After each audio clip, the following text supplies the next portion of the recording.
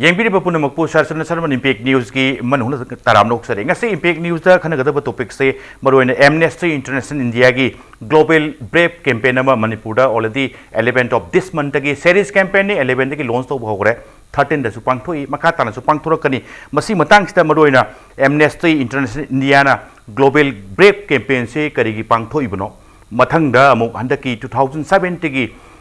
Amnesty international report ki matungina 2017-18 ki report ki matungina kari hairi aduga Manipur da as a human rights defender amoina kari problem sing mayok na ri habagi matang tu da khanajana ba tanjani loina ai ge sing kari sing ai mia mang da han loina ba introduce tawjarom ge aduga hek tawjaba matung da aikoina manu makata na koi khanane na base chathadringe da manung huna chathadringe da koi clip ama su mia mang da ming koi thamjage madu su ming taminasi loina na ngasi ki lengthin video guest sing de on my extreme right Likhita Banerji, researcher, Amnesty International India. Welcome, Likhita Banerji, and I appreciate your joining today on Impact News Manung 360-degree analysis. On lap of Likhita Banerji ki oi delengin video besina Babloo Loitongbam ni Executive Director Human Rights Alert ne oza bolu su taram noksari aduga hek yata thangna phaminje besi Renu Takhelembam President EEVFAM Extra Education Victims Family Association Manipur ne ai Renu su taram noksari ai nang sai je buduni maroina khoi gi manung na makha chathadringai da ihan hana Manipur da human rights defenders singsi kamai orakibno human rights defender amoina kari struggle to haibisi gi matang da punna khangmina na ba haibtai miyam punna tentak pa 3 minutes clip ngam ming taminasi ai thamjari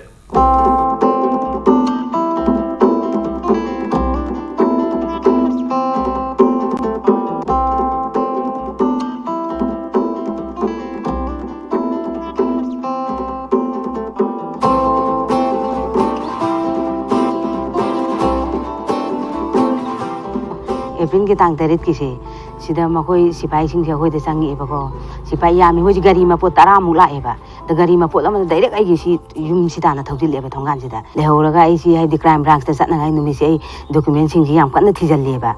ade moi changsil le yum gai changsil laga ka khutingi thugai dana dagi koi upu gumba phiron ke ga dei chaksing kai si chang loina moi si makha da le mathak da le po sing ji makha da loin le re se nang se khoi ne se na ba kuirami aduna mapam jaga nang na chatpa mafang khuding makta nang si masi yamdi kuirami ngai riba adu maina hoji ai natraga I sa sing sida maran pisilaga moi aduma target lama moi sipai sing na tawri ba yam kan na sipai ni haiba khuding mak sing si ai yek na bane su khalli adu duga habri makoi u bada ngon da haiba akiba tu jung badum duk lawbam de dum phawi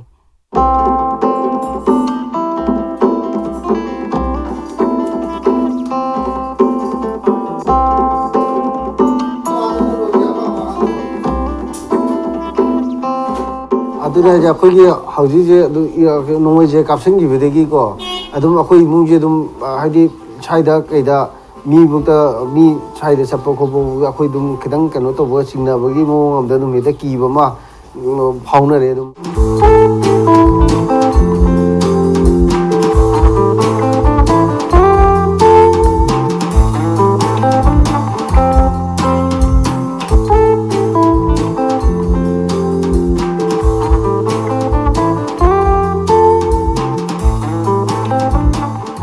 Human rights se yabude akhoi ifam gi sidagi aina Thawban district ki oina coordinator oina leibani akhoi gi ifam gi victim mayam je victim kangu mayam gi mo gi affidavit kari kai logo khopa court ki serap court ta ada akhoi gi achigum ba da akhoi na dum mathing pangba isa su human rights ki member ni adu nakhoi na ngasi angoda tawrisi hayeng nakhoi gi nathakta ina kai torpani yengu sipai sing sina angonda abide aina human rights yawramina adegi makhoi na namsillaga maran sijil lamaga thammi ba casing si je akhoi na thigal e haibi mawongda akhoi da habdi torture dong ningi ba akhoi na chatpa khotpa tawbada makhoi na akhoi de apan bepi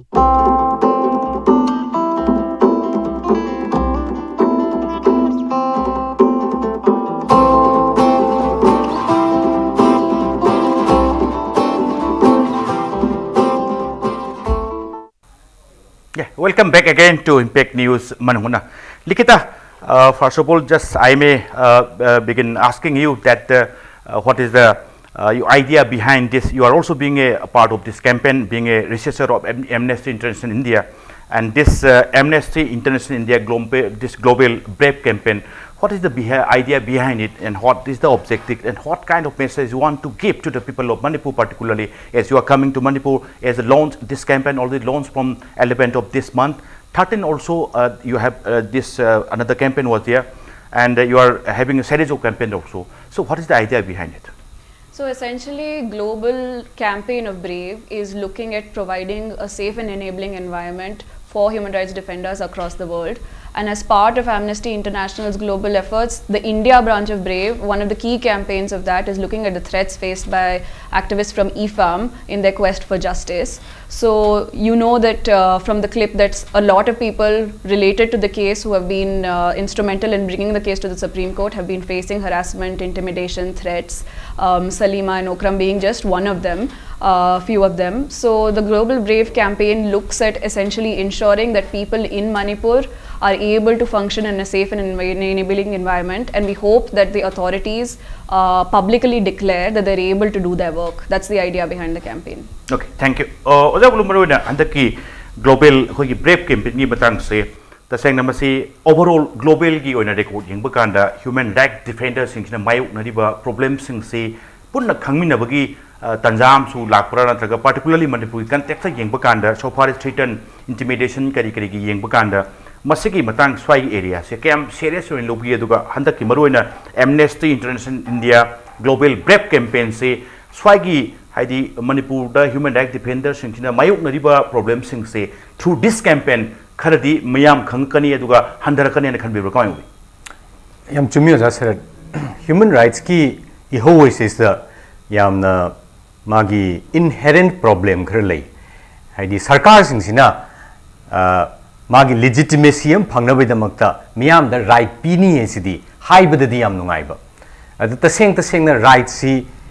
micham sing sina maruina khara marginalize oiraba mi sing sina masi talakpa matam dadi necessarily masina hanagi leiramiba power structure khara question tawi aduna taseng na seriously human rights talak matam da ngasagi han power enjoy tawramiba kangbu singduna irai line hekta pithokte right sing se aduna talakpa mi sing se masi namthana na ba moina hana moina phangamiba privilege singdu logi dana ba honara ku matam da human right talakpa mi sing se he ye khai thin kai be pot se hek tawe hariba aduna globally moina khogi amnesty na tawreiba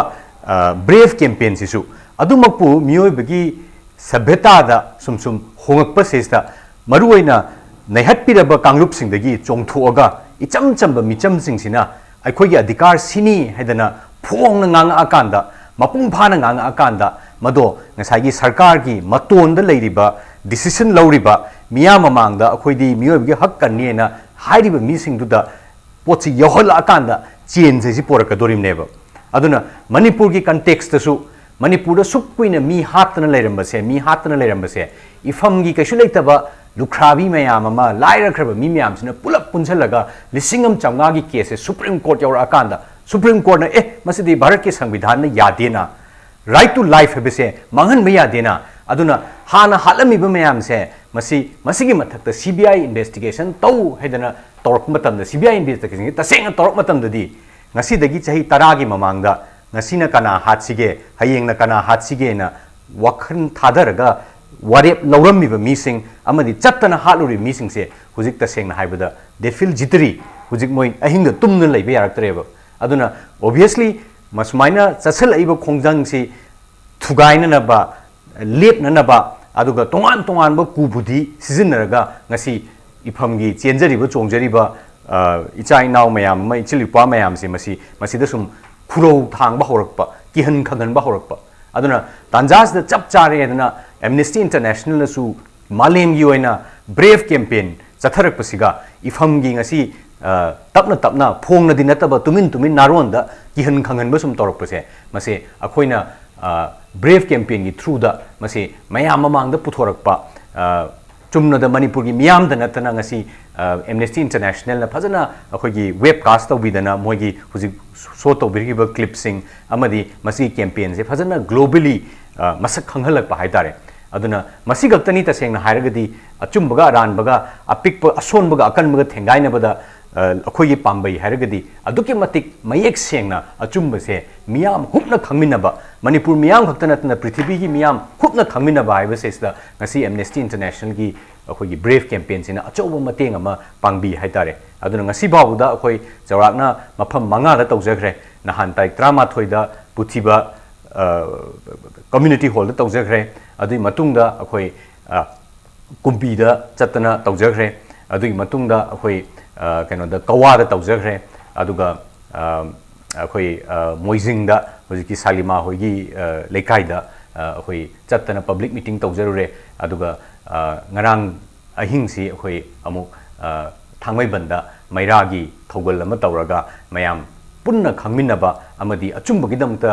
ꯏꯆꯝ ꯆꯝꯕ ꯃꯤꯁꯤꯡꯁꯤꯅ ꯆꯣꯡꯊꯣꯔꯛꯄꯗ ꯃꯣꯏꯗ ꯊꯦꯡꯅꯔꯤꯕ ꯃꯌꯥꯝꯁꯦ ꯃꯤꯌꯥꯝ ꯑꯄꯨꯟꯕꯅ ꯃꯣꯏꯒꯤ ꯃꯅꯤꯡꯗ ꯂꯦꯞꯄꯤ ꯍꯥꯏꯕꯒꯤ ꯃꯦꯁꯦꯖꯁꯤ ꯀꯟꯚꯦ ꯇꯧꯖꯕꯅꯤ ꯑꯗꯨꯅ ꯑꯩꯈꯣꯏ ꯀꯨꯏꯅ ꯁꯥꯡꯅ ꯅꯣꯡ ꯆꯨꯔꯨꯔꯀꯥꯟꯗ ꯅꯨꯡꯁꯥ ꯈꯤꯇꯪ ꯊꯣꯛꯂꯛꯄꯗ ꯑꯩꯈꯣꯏꯗ ꯅꯨꯡꯉꯥꯏꯕ ꯋꯥꯈꯜ ꯑꯃ ꯉꯁꯤ ꯐꯥꯎꯖꯕ ꯁꯨꯃꯥꯏꯅ ꯑꯩꯈꯣꯏ ꯀꯨꯏꯅ ꯁꯥꯡꯅ ꯃꯤꯍꯥꯠ ꯃꯤꯄꯨꯟ ꯃꯔꯛꯇ ꯂꯩꯔꯨꯔꯕ ꯃꯅꯤꯄꯨꯔꯁꯦ ꯉꯁꯤ ꯁꯨꯄ꯭ꯔꯤꯝ ꯀꯣꯔꯠꯅ ꯅꯝꯒꯥꯏꯔꯛꯇꯅ CBIꯒꯤ ꯏꯟꯚꯦꯁꯇꯤꯒꯦꯁꯟ ꯂꯥꯛꯄꯁꯤꯗ ꯑꯩꯈꯣꯏ ꯈꯤꯇꯪ ꯀꯔꯤ ꯍꯥꯏꯅꯤ ꯂꯩꯆꯤꯟ ꯊꯥꯕꯁꯤꯗꯒꯤ ꯅꯨꯡꯁꯥ ꯃꯉꯥꯜ ꯑꯃ ꯐꯪꯉꯛꯄꯁꯦ ꯑꯃꯨꯛ ꯀꯨꯞꯁꯟꯒꯦꯅ ꯍꯣꯠꯅꯔꯛꯄꯁꯦ ꯃꯁꯤ ꯌꯥꯔꯣꯏ ꯑꯩꯈꯣꯏ ꯐꯖꯅ ꯃꯄꯨꯡ ꯐꯥꯅ ꯃꯅꯤꯄꯨꯔꯁꯦ ꯅꯨꯡꯉꯥꯏ ꯌꯥꯏꯐꯕ ꯃꯤꯍꯥꯠ ꯃꯤꯄꯨꯟ ꯂꯩꯇꯕ ꯑꯗꯨꯒꯨꯝꯕ ꯁꯃꯥꯖ ꯑꯃ ꯑꯣꯏꯅꯅꯕꯅꯤ ꯍꯥꯏꯗꯅ ꯃꯤꯆꯝ ꯃꯌꯥꯝ ꯑꯃꯅ ꯄꯨꯟꯁꯤꯜꯂꯒ ꯍꯣꯠꯅꯔꯛꯏꯕꯁꯦ ꯃꯁꯤꯁꯤꯗ ꯄꯨꯛꯅꯤꯡ ꯊꯧꯒꯠꯄ ꯂꯥꯛꯄꯅꯦ ꯍꯥꯏꯇꯥꯔꯦ ꯑꯦꯝꯅꯦꯁꯇꯤ ꯏꯟꯇꯔꯅꯦꯁꯅꯦꯜꯅ ꯉꯁꯤ ꯕ꯭ꯔꯦꯐ ꯀꯦꯝꯄꯦꯟ ꯑꯃ ꯇꯧꯕꯤꯔꯛꯏꯁꯦ Okay, thank you. Renu Moroina, Ibam say Tasengumukti, Hanaswine same gets who can give the Taseng Harakanda, Toklay with Dokshin Yadrakanda, Maduna,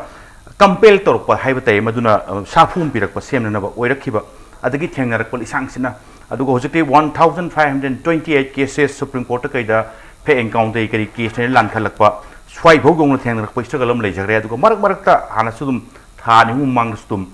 Nupima, my quality, but Tawal store and income, Magi statement bigger the woman to the Ayukantada, Akanda, Yum the Chakaiba, Kukaiba, State Police Key, Maruna Commandos in the Toromba Columba, Matamasa Aduma, Karadudum, Kabadasum, Ubufangi, Udabasum, I'm your one inclination, some Arakanda. Sang Tingapuki Wabama, Aduga, Karigumatum, the hating Gabama, Samasa, Kihanba, Kanganba, Mayam Sing Siki, Ningan Nabama.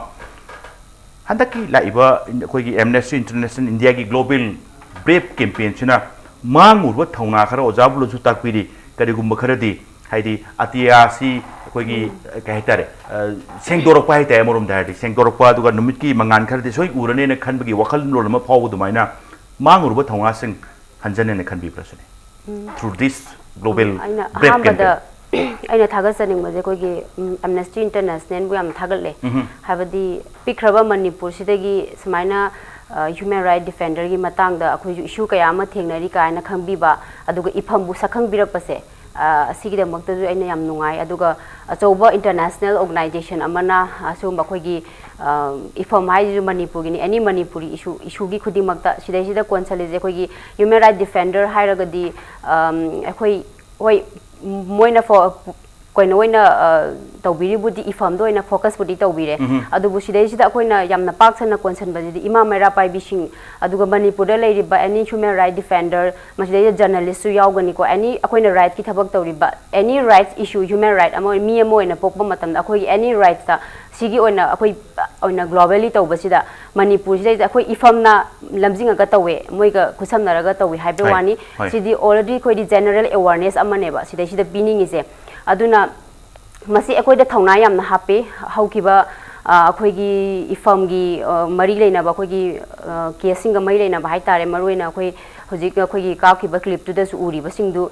clip tu da di mi amani da yawe tunga ma yaw da ba khra di sida yawdre ado thengnai marak da hek direct mak cheli ba chongi ba masak thok na cheli ba mi sing sida mak natraga akoi da tawba ngamdraga su khara masada haidok pa sing sida khara matu son ba singje moina khalaga smaini hek tawe adu masi tung gidamakta ekhoida section ba aduga akoina tungda lakadoba thingnarakadoba se yamna wadi akhoigi lanphamje hojikti prosecution ni matang laktri ifam gi case ki da haraga just investigation haurakpada ngaira phauda sigi film da laaka da tungda tarakpada akhoi case aruba rusalaka da chiliba chongi ba akhoi myam jibu karino haibasigi akoida insecure feeling amadi leibam thue masi leigani habadi akoi su mini akoi ju siningde tawriba thabak sigi mai pa aga अखोइजु करिगुम्बा खरादि तौ माइ पांगनादि अखोइ थमनिंगे अखोइगी इफमजे तौरइबा होनरइबा तामोय अखोइ ma'am होनरिजे खरा symbolic ओइबा थबकदि तौनिंगेदना अदुना कैसु मतंग मतम चादना अखोइजु पुंसीदि लोइनिंगदे तसेंगना अदुना मसी अखोइगी दमक्तदि यामना सेक्योर ओइबा अखोइगी दमक्ता प्रोटेक्शन अखोइगी दमक्ता ह्यूमन राइट इफंगी खक्ता सुनतना मणिपुर चेलिबा चोंगिबसिंग समना हाबदा अखोइगी जर्नलिस्ट मैम अमसु अदुम सम समना को जर्नलिस्ट सिंगदसु हाइनिंगबा फोंदोंनिंगबसे हेक्ता इयु हाइबा यादबा सुंबा कया अमसु दुम लेरी हाइबा को अखोइगी कैनोगी ह्यूमन राइट डिफेंडर गी मतंगदा अदुगा लॉयर सिंगदा थ्रेट तौरी हुजी उगिबदुसु लॉयर सिंगदनी समाइना अखोइगी केस पाइरिबा लॉयर सिंगदसु तौसलकपसिददी करिनोने काइना वखंदगदि खल्ले अदुबु होय हदक एमनेस्टी ना लखत पिराइबा अदुगा ग्लोबली ओइना सि इंटरनेशनली ओइना मफम मफम क्या पांथोक्तुना लाकपनी अदो ngasi अखोइगी इफम गा अमा ह्यूमन राइट अलर्ट गा एमनेस्टी गा अखोइ खुसमनरगा मियाम दा जनरल अवेयरनेस अमा पिबिबा सिदा मणिपुर की प्रजा मियामना मसिदैज अवेयर ओइहौबिरगा अदुगा अखोइना अवेयरनेस की मनुंग दा फोन नंबर क्या अमा फोन नंबर अमा जु पिजबनी हौजी मिस कॉल एरर पिबिबदु पिबिरगा मणिपुर दा ह्यूमन राइट हौरैबा अखोइगी मियोइबगी हक कनबगी थौरांग सिदा अखोइ खुदिंगमकना मी अमै फंगबम थोकबा हकतु अखोइ खुदिंगमकना सपोर्ट तौगी हाइबसे ngasi प्रजा मियामना अखोइना सिंजरिबा ngasiगी ब्रेव अवेयरनेस कैंपेन गिसिगी मनुंग चना मैमना सपोर्ट पिबियु अदुगा मिस कॉल पिबिबदु कौबिनु हाइबे पाउजेंसिगा इपिजनी Thank you. Coming back again to Likhita, just you are also just as a part of this campaign represented from Amnesty International India. It is a joint, I think, series of campaign carried by this Amnesty International India, then EEVFAM and the Human Rights Alert. And you were there in the last campaign. I think like similar kind of this campaign has taken place. I think fourth, starting from 11. I think Babloo, I think there were around five campaigns had already done. I think, and it will go. I think so. Just how do you see the public response? I think during the campaign you were presented there, and you have seen, I think you have witnessed the public response also. Are you satisfied with the public response? Yes, definitely. I think what is unique about this campaign is that Amnesty as a global organization has partnered with the amazing community organizations here, and together we've been able to raise support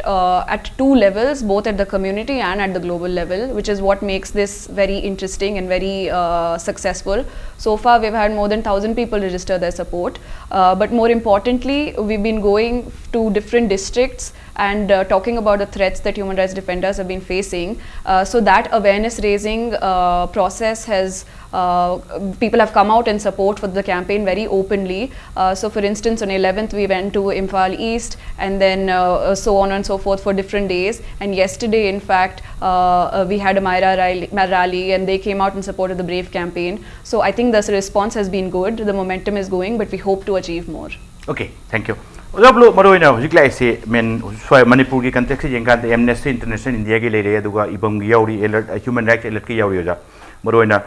campaign se mangarak di pangthokre a different part of the state makha tab ju pangthokren khale how badu karam karai karai hu pangthok to ligo target area se karai karai oidori aduga maroina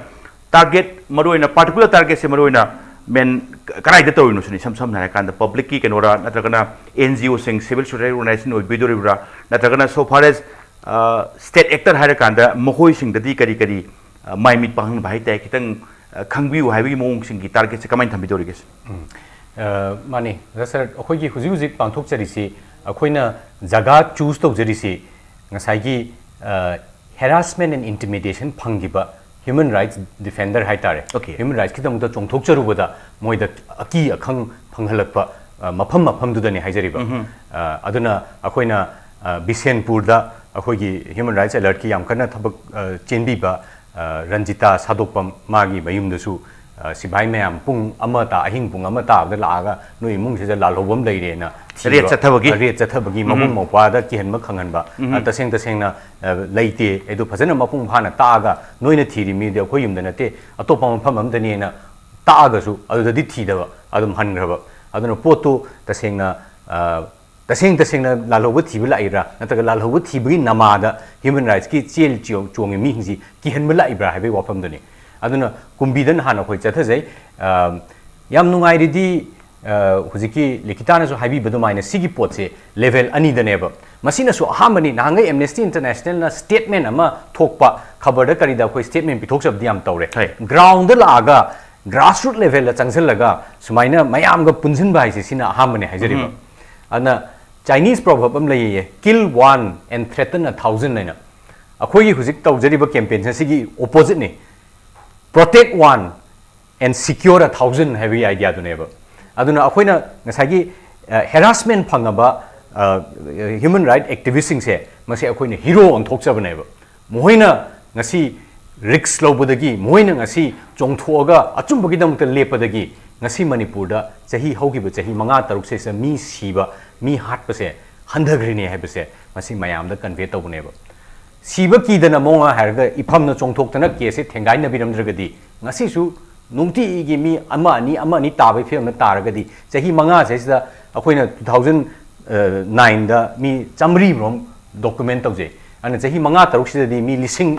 ani ahum suram mani ba series absolutely aduna thauna phana chongthorak tana yate haiba ma khangan ba even soira di akoi su takpadum yari poni 1528 jimang 29 to 30 nan chakidoi poni wari bo ko adu khangna aigi tawdaba yadaba thawdang ne chongthoga lepam mi ba mayam do adugi damakta ngasi haram se phang imyam do moise maranai tahan gadabu nate mase akoi mayam ne hero ne na puthokadabu ne akoi mayam mase celebrate tawgadabu ne habi idea da moisi yokhatpa amadi moina hotnazariba moina thengnariba risk to miyam humna khangminna kanda o moina tawriba sigi magunsi sinina haise miyam da khanghan baneba aduna chumna da Manipur ki grassroots ki miyam da khanghan manatana malem ki thak tasu internet ki through the Amnesty International like world ki mapam khudingmakta khwaida ki chawbo organization ne moina su puthuoga moise phajana showcase tawraga ngasi thabi riba clip na chingba sing do mayam khanghalaga Manipur da ngasi tawriba struggle se masini achumbo gi damak to honari sine sini upai lejadro mayam na punjalaga taliba sina masini haibese miyam hupna khangminaba haibagi idea sidani oja koina tawjari se aduna akoina target tawjari se ngasai gi harassment phangraba mi singdugi mafam da tawjaba aduga hayeng se akoina human chain ama semaga bazar da amtang amukka masi solidarity am tawsin honajari aduga hangchit sina akoi Imphal hotel da punamak sigi loishalak poina tasin khomjelaga Manipur gi khang hairaba mayam pullaga masi matangda akoina panel discussion ama tawraga masi kadai bhawa khoi achieve tawre amadi makhata na ko main junction gini Manipur gi oina changai ba human right ki movement siga malem gi oina lairiba human rights ki movement siga kamain tawdana punna akoi gi phukat minar payani kamain tawdana chatminna ba yaga dagi habesigi khana nei na bagi meeting amasu akoi hangchit Imphal hotel gi sangai hall da akoi pangthok chagani aduga masigi matungda su amuk akoina khanjari se sarkar gi maiki dagi su akoi laibuk phabadi huzik chief minister oina ningshin bidibasi hobudagi hauna mai career dagi hauna human rights ki damakta yamna kathok charaba thamoi da taseng na karigumba khara miyam gi tawge hena khanba adugumba mi amana oibanina akoi mangon da su akoi huzigi hairiba phone number ama Amnesty International puthoe na hawai de khoi soi tawbo khopa yam tawna mi huzikti miss call ama tholang pi matamda aisi huzigi hairiba campaign sigi supporter ni hena dalong register tawgidoini and the phone number si 080-304-56996 ini masih sta ngasigi program tabiriba ichin now singna phone dalong taw matamda aigi ming chakrani aisu huziki hariba ifamna honazar ibase masida yekhai thingai bidaba haibasi support taw mi amani hedana chatkrani huzik already akoi mi lising ama hena huzik phone tawre akoina grassroots ta chacharaga program am tawjaru busina aduna akoina mathangi thada most probably July da amuk Amnesty International ga pullaga Manipur gi da natana malem gi miyam gi sigumba akoi gi miss call mayam ama khomjelaga masi information mayam si pullaga akoi honorable chief minister ga unajaba kari tawya ba amadi akoi honorable chief minister da natana even akoi gi home minister akoi gi honorable union home minister ga unajaraga masi matang da kari tawya masumaina achumba gi damakta lepa iba akoi gi micham mayam si sigi support kari tawya haibasigi khanaba nainajaba amadi moida akoina advocacy tawjaba haitare masi tawragadi phai haibasigi plan mayam akoi mangda ta already later so please go ahead with all your idea Babloo and wish you all the best I Renu lak pusi break ki matung lak sakta break ki matung na impact news ki man huna yeng biri ba punam ke phamda thuna putun lak sa impact news mi yeng ta dun lebiyo break ki matung na yeng biri ba pun makpu am kan taram nok sare Likhita, we have talked about this global brave campaign. And Likhita, when we look into this Amnesty International report 2018-2017, saying that that India failed to respect its human rights commitments made before the UN Human Rights Council, how you see this Amnesty International report saying these lines, and what is your view and what is your reaction on this line? So, in the annual report, there are a number of human rights violations that Amnesty International has spoken about. And specifically with India,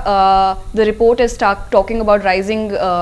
intolerance, attacks against minorities, freedom of expression. And in my experience of working within Amnesty, I think there is a danger of rising human rights violations that we seriously need to respond to. And particularly focusing on this campaign, there are rising threats against human rights defenders specifically, that is local people, lawyers, teachers, activists who've been looking at a range of human rights issues, whether it's extrajudicial executions or say the right to education. It's becoming increasingly difficult for them to do their work. Sometimes they're imprisoned, sometimes they're attacked, sometimes there are repressive laws such as their funding is cut off. So there is an increasing pattern. There is a difficulty for them to do their work. And the EEVFAM case, the threats, harassment, intimidation that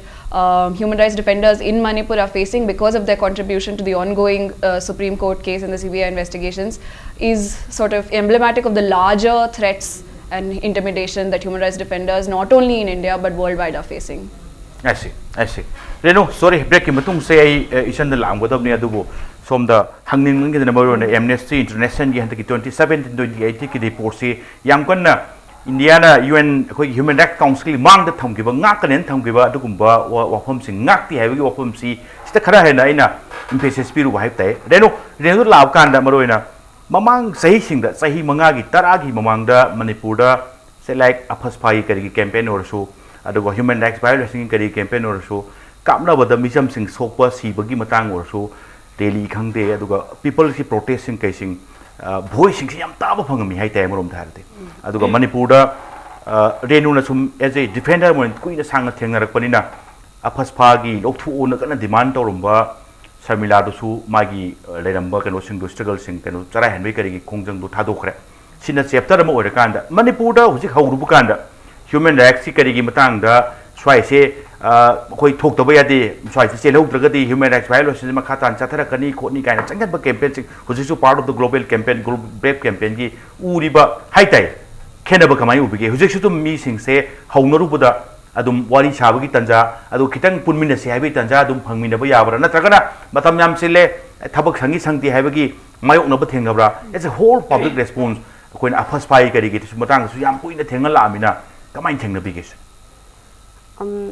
tasengna masi hana haukiba matam duga hojikadi khadi changes lay okay hana matam amadana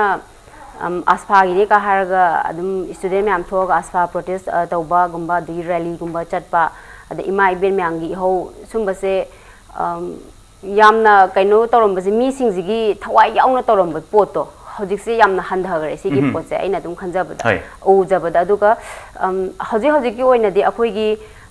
chathara iba campaign sigi oina ju hatak se nong je am kana chui dana ko date 11 jiga ko nong si yang kana tauba si sau sigi maram jina haugiba koi puthi bura to buju nong je kana churaga mi je nong sigi maram na ising chawbi maram jina akhoi je lakpa je adugi oina di lakpangam da brand di khale aduga nan kaino daga koi kumbi da to budusu adum ising chawdi maram na de imai ben myama ma koi je moi publicity ga chatana di yam thawa yaung na di hondi hona je maroi na koi gi EEVFAM gi marumore victim family sing jina yamna support to bi bane adu moi lekai gi maira pai bi club gumba je tawraga moi na mi mobilize tawna bai na kan honai ado mi je adum yang humpum ra de dum pulle aduga ngarang de thawan moijing da su yamna phajana dum akhoi sigi oina pangthok pading amme aduga whole Manipur gi oina yengak ma tam da di Manipur je any issue ama natraga issue ama loijingai da issue ama lakpa sina mi sing je dharna protest adum sumba any people agitation sing je akhoi je तसेंग नखोई मणिपुर जे अजुकी मतिक चोकथरे प्रजा म्याम जे nine दि खल्ले को हाइदि सिदै जे मतम मांगरगा अखोई नोमगी हाइदि लारबन हेना वासलप हेनबा इना खुनबा मसिंगना यामदबा लारबा प्रजा जने यामबनिना नोमगी मतम मांगरगा अखोई द हेना अदुम कंडीशन खरसु लेबा फैमिली अखोई सि मोइसिदे यावरगा अदुम फैमिली कयाम यावदबदि नते अखोईगी एक ऑर्गेनाइजेशन गी अतैगी द येंगरगासु अखोई ऑर्गेनाइजेशन गी अखोईगी लेबा विक्टिम फैमिली सिंगी मरक्ते येंगगासु सुंबसे खरा यावे अदुना हौजिक मसी कइनोनी पब्लिकली ओइना कइनोमा तौसे हारगदि होय आईएलपी गी सुददि हजि अंकना मैम जे खथवाई खरा यावे दो हजि अखोई समान आसफागी कायर मतम जे मिजे खिदंग हंदरब्राइन खले हाबदि सिगी कै पोसे कइनोने अखोई हाट पले पकपसिना मी सिंजिगी वखंदा सि थमद्रजु थमजु थमद्रजु समानयना खनबगी पब्लिक सिगी वखलोंदा लेरिरा अदुबु मसी अरान वखंदी वखलनी को तसेंगना आम फोर्सेस स्पेशल पावर एक्सी एनी मिन तरोगा खोई लौथोंनबा मतम खुदिमक्तदि अखोई गवर्नमेंट दा प्रेशर पीबनी खंगदे अदुगा अखोई जि केस ने जु यामना चाउना दु आसफागी मतेंग दा यामना केस ने सु यामना मतेंग दि पांगसली आसफा थमबई मतुंगिना सी हाल बसिंग अदुगा लेखिदबसिंग असे इनोसेंट गातनी मखोइसे मखु चला मतुंग दा कापनी हाबदि आसफागी मागी पावर दो यूज तवे हाबसे केसिंग जिगी खरदा जु खोई खंगबा ngamkhre aduna praja miyam se hojiki oina di ai wakhandadi issue khudimakta खितंग मराई करो चाइथरक हाइगद्रा एनी पब्लिक की यम होगदब इहो सिददि आई खितंग दि नेमथरक हाइन आई वखंददि आई थमजगे ओके ओजाबलो मरोइना होजिक रेनु फाउगिरि से यस ममांगा येंगरुबदा खरदि हंदबा अदुगा मी यावनिंगबगी नथरन थबक चिलकबगी माइमागी थबक चिनरकपा हेना खोइगी डे टू डे लाइफ सी स्ट्रगल सी हेना कंसलकपा मदुन मरोइना लौनरकपै फिबम सोरम बे अदुगा ओजाबलो मरोइना होजिक लाकपा कांदा मणिपुर गी येंगबा कांदा 23 जुलाई 2009 गी BT रोड की ब्रॉड डे लाइट की फेक एनकाउंटर की मतुंग अदुगा मदुगा एक्सपोजर ऑन टेहलका की करी मतंग लाकांदनी याम सेंग हारकांदा खंगन हंदबगी फिमम लाखि ओजाबलो मरोम थाइरदि ओजाबलो स्वाइसे कमाइन थम्बिदिंग यस हुजिकति कुइरे थोलक्तबा ममांग सिंग 2009 की ममांग की येंगनरबकान अदुगा मतुंग येंगनबकांददि इंसिडेंट सिंग दि फनाम हंदखरे अदुबो अफस फाइ से लेरिंगैदि इंसिडेंट खरा हंदबदुनदि मसे सब चाबा permanent हंदबदुनेना लौबो यारोय anytime a phaspa is remain then adugumba thodu auto singdo anytime surface resurface toropa ya hebin kai tabin ngi wajablo yam chumi takpiri ba wafam do jasar na hangbiri se renu na hangbiri ba thambiri ba pot se yam chumi adung pu ngarang se khoina moizing da chatpa matam se sa akhoi sum chatpa se wari sum sane ba gari man sum chatpa se sa nong ju chure adagi akhoi chatpa matam su nong pong mammi ba adagi ising ju kaire ne ising hadhara e ne mayam do kun kain chana matam da khoi ne hujik po mo a fake encounter ga tawru si mayam no horen ne ka hairang ngi de yurang ma ta ga dra ai na khoi si pukning da khoi chali si bu chumi bra ne lali bra ne khal chat le ba da adong pu yam nungsi ri se mayam gi oina budi leiba ki oina budi ising kai ne maru ni ado imung manung gi hujiki achum ma phangdri ba mapuroi ba hatokhraba mapa hatokhraba imung du di maichak se ising sound ga sang bajanate nong na ga sang bajanate meeting do khoi mi kanam yaroi da ne haiphet yam na dum la e ba mi do nong chuna aduna wari se hoi mapangan kanba civil khunai gi organization achaw wishing na di hujik apspa gi potsi khaitang mi hatpa mak thoktrabani na khaitang tungoina na thamamba ILP gi kari gi issue mayam territorial integrity gi hena hujik mak phong sana leiba issue sine hena maru e na khalam basu yai adu makpu hujiki mapa hatkraba macha hatkraba mapuroi ba hatkraba mi sing du di sigi thamoi gi chaina se territorial integrity ga changbu jana te moi de hujik aduga aidi issue si masi su as real as anything else aduga khenarak ba point amadi hanana Supreme Court ta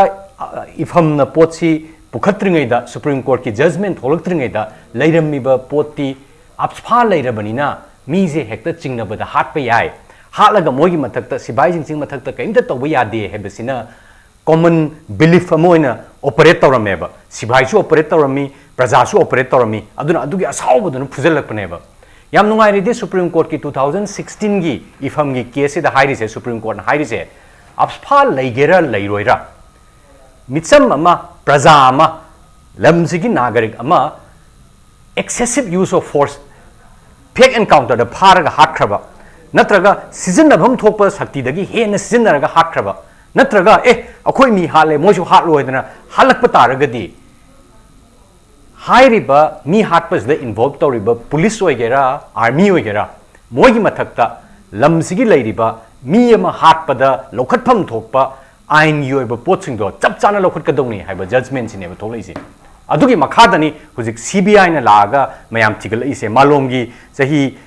कुनगी ममांग तौखरबा 2000 दा चही 35 ममांग तौखरबा case तो हुजिकता मोगी कनो मयाम सिबाई मयाम नु कौथोगा हुजिक फोलिन लेम खलगा कनो दु enact तोहलगा reconstruct तौरगा पोचे मु नौना थोलैसे अदुना मयाम ना हांगै लोइग्रे ना खनवा मयाम 23 जुलाई की केस पनबिरी अदुना हयेंग 17 से अमु अखोई मतमदुदा इन्वॉल्व तौरंबा हीरोजित ना हाइरिबा जलजित साहेब सी अमु कनोदा कौथुए ना हाई कोर्ट अमु कौथोकदुरी ना हाइरी अदुना हाना अखोइना यार माले तौर माले लोइग्र माले इन लेरम मैम से होजि अमु फोंग फोंग साना अमु लोइनमक थोलैएबा अदुना पोतसी हुजिक होय कोर्ट लैबनिना पोतसे कोर्ट नैनबनिना यामना हेक्ता मियामना चंगसिनदना लांगुबसु फजदे कोर्टना कैदौरई भारत की कॉन्स्टिट्यूशन द पीरिबा नागरिक अमम द पीरिबा राइट सिंग से मणिपुरी अमम द सु पीगद्रा हाइबसे कोर्ट की मथौ से कयामना सेंगना तौरके हाइबदो अदु येंगबमसु दरकार ओइरी अदुना हुजि हेक्ता अखोइना थोमजनदना मदुदा इरांग सागलुसु दरकार ओइदे अदुमकु मनुंगी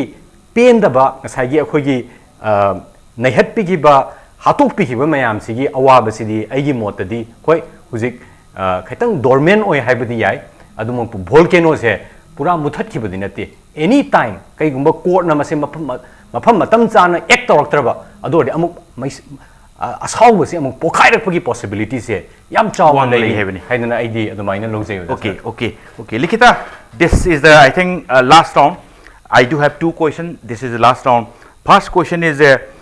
you are present in Manipur. You have seen, you are just roaming around participating in this campaign, Global Brave campaign, and you have seen many I think security presence also and how they act in present days in Manipur, and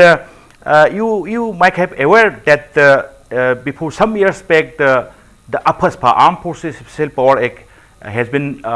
scrapped, repealed from this 7 assembly constituency of this Imphal, Manipur, that is Greater Imphal. We call it Greater Imphal. From this Greater Imphal area, the AFSPA is not there in the 7 assembly segment of this Greater Imphal. As you are present here, seeing the security presence, seeing the security act and all these things, do you see any kind of practical difference before the AFSPA and after the AFSPA? After the repeal of AFSPA and before repeal and after repeal? I think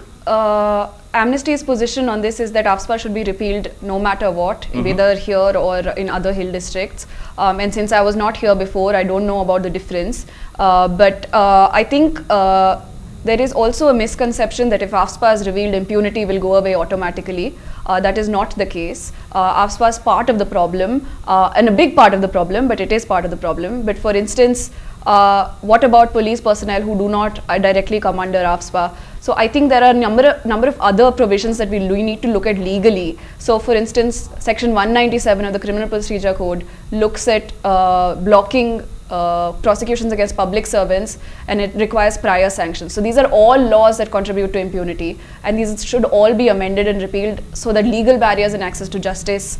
sort of are done away with. So not only AFSPA, there are a number of other things that should be looked at. I see. And another question is, people's taking is after the 2009 23rd July case. In 2009, on that day, that was 23rd July, there was one fake encounter cases particularly that happened in the broad daylight, and after some days which has been again exposed to the Tehelka magazine regarding that fake encounter, and there was a public uprising after the exposure also, and the people taking is that after that incident the fake encounter cases, fake encounter killing has been reduced to very large extent, and now just you see AFSPA is removed very partially, that is I already mentioned that the 7 assembly segments of the Greater Imphal area, and still the remaining parts are under AFSPA. So how do you see and how do you think that until and unless AFSPA is removed, that kind of earlier incident of fake encounter killing can be resurfaced in Manipur? Definitely, I think AFSPA should be repealed, but more importantly, what will set a precedent for going forward is what will happen in the Supreme Court case. And this is extremely important. The CBI is going to come out with its report, and whether the authorities take action based on the Supreme Court will prevent future encounter killings to happen, because this will set a legal precedent.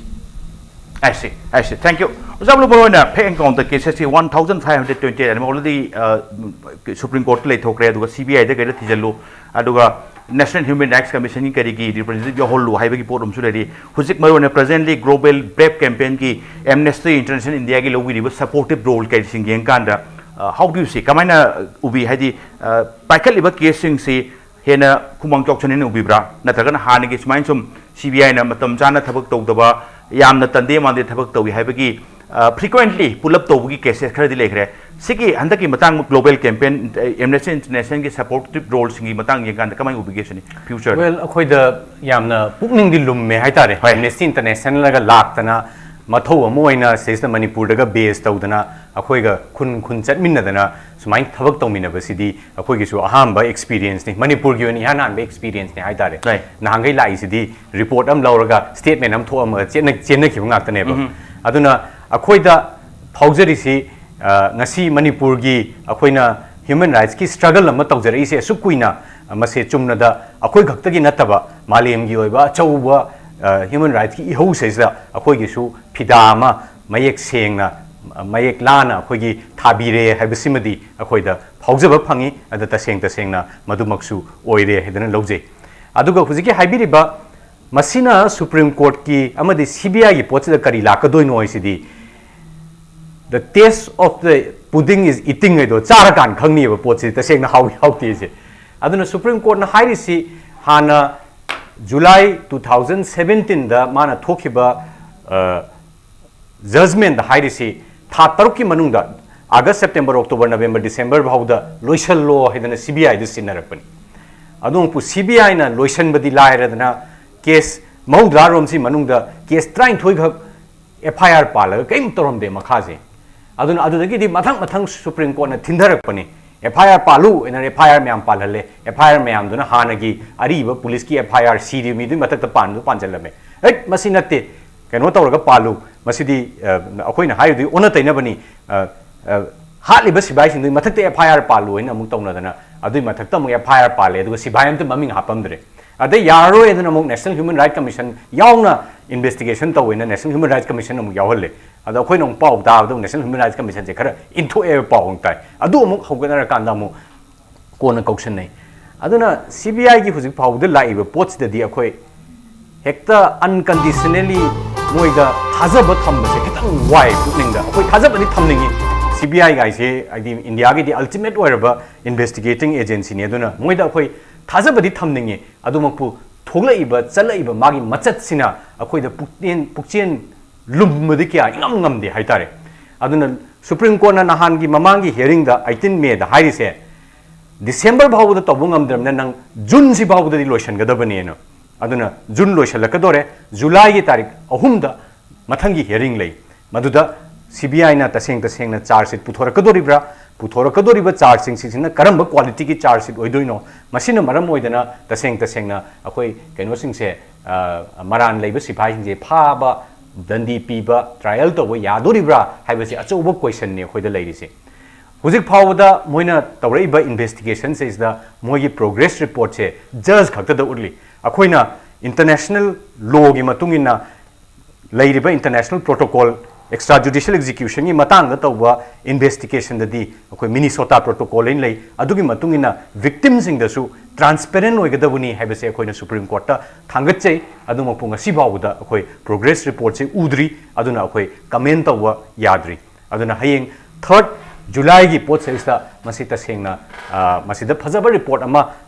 CBI na pibir agade akoi yam harau jagani adu maduda somo tande mande matam leithok na ba tawra agadi akoi da yamna chawba ningba kaiba akoi na thamjaruriba Bharat ki constitution na akoi gi right su akoi su citizen ama oina article 21 core of India's constitution se Manipuri amam da su phangadar phangoidra haibase achauba question ninga si ta dan leiriba aduna July tarik 3 ga dai da di akoi khaitang gyan ta ba yai okay okay इचन लोशलपगी तंजा से मरोइना हुजिकसे कन्ना amnesty international India ने अदुगा इवम ने अदुगा human rights lark ने पुल कांदा ग्लोबल ब्रेव कैंपेन की कैंपेन में मणिपुर संगठन बिरी ममांग पांथोखिबसिंग मंगारक सुनु पांथोखिबम लेरे मथंग लाकदबसिंग से कराई कराई जगह द पांथोकथोरी करी करी मोड ऑफ कैंपेन से करी करी नोइदोरी अदुगा एज ए होल मणिपुर की मियाम दा हाइबे ताई मरोइना ह्यूमन राइट वायोलेशन दा नाकोइना हक्थेंग नत्रगा नाकोइना मायोकनरगा वारगा लाबसिंग दा करी मैसेज पिनिंग से ngasi di khoi pothare ngarang di potha bai ja hayeng sigi program sigi ne hayeng sina ngasai tamona di takpi grabane khoi human chain na khoi bazar manungi rabina sanjit ki hafam do adugi paring du da adu khoi ima mara pai bi dagi kaitheng ima sing adu student organization me amam su adum yawi moiga loina na khusam naraga khoi na pangthokani si ma aduga aroi banu mitsina am de 17 je khoi with press media yauraga civil society organization aduga adum manipur gi akhoi gi maroi ba akhoi gi adum thabak to ima event sing loina yaure aduga scholars sing loina adum yauraga human right ki thabak tawriba adum ayamba loina organization sing pullaga akhoi je pangthokaduri adu aina piningba message ti sidai sida ifam na pangthokpo eraga su human right alarna lamjing ba moiga akhoi ga khusam nagra ga su लेवरीब organization अतोपा सिंह हाइसिनदी अखोइना पांथोइबसिसु अखोइ खक्तगी सागी लनाई थबंग नसदे हाइजरिबा अदुना सि लेबाकिनी मयामना सपोर्ट तौबियु अदुगा हाइरिबा अखोइगी हायंग हांसिकी प्रोग्राम सिदा एनी सिविल सोसाइटी ऑर्गेनाइजेशन ना अखोइना वाना चचरगा युम युम द इनविटेशन थिमबिबा व्हाट्सएप द अखोइना थाबिरिबा इनविटेशन द उबिरगदी सोइदना प्रोग्राम सिदा मपुंग फाहन बियु हाइबसिदा आई हाइजनिंगी हाइबदी तुंगदा तारकदबा लाकदबा मतमदा अखोइरा निंगम दबा मैम लाकनी सिदा यहो दे हाइब पोट मैम अमा इनविटेशन फंगजु फंगदजु सिम लेबाक मियांगिनी मसिदा सिदा मैम पुंगनिंग चंगना तौरिबा थबक सि अखोइ लिंगजेन मानब अमा चंगी सिदा सिदा तौरिबा थबक सिदा सिदा अदुगा लैब सिविल सोसाइटी ऑर्गेनाइजेशन मैम सिना अखोइ पुंगनिमक लिंगजेन मानबा अदुगा मपुंग फाबा ngasi campaign asi ohen biu haibase aina मैम द सिविल सोसाइटी मैम द आई अपाउजिन जनी ओके हाइदी मयाम की सपोर्ट मथोकते मयाम थबक फन चिनब लेरसु सरुक याबियो अदुगा मणिपुर की सब चाना अफसफा से अखोगी मरु फंगन मुथत पाइबते मरुम धारदी बसेट मकाई नतबा ngang की ओइबा फिल्म नतबा मसे लोकथोक्त्रिंगैदी ngasi di khara handan Ubai वानी एनी टाइम तुंगदा लाकदो सिंगदा हानगी फिल्म दोम ओइरकपुसु याइ मसे लोकथोक्त्रदि हाइबगी पाउजेनदुनि रेनु थंबिरसे लिखिता Banerjee once again thank you for being with us on Impact TV's Manung Babloo aduga Renu ngasi Impact News do lakbiba aduga ngasi gi Manung se mapung phami da loselakpoti kai khumnujeriba kai khumnujeribi guest of mapu amkon thagachari ngasi gi tamakta Impact News ki Manung matang asi loselba tayarole adu bulamdam se tholiba thogdo wathok kya gi marik chumba report ki damak Impact News ming ta aduna lebio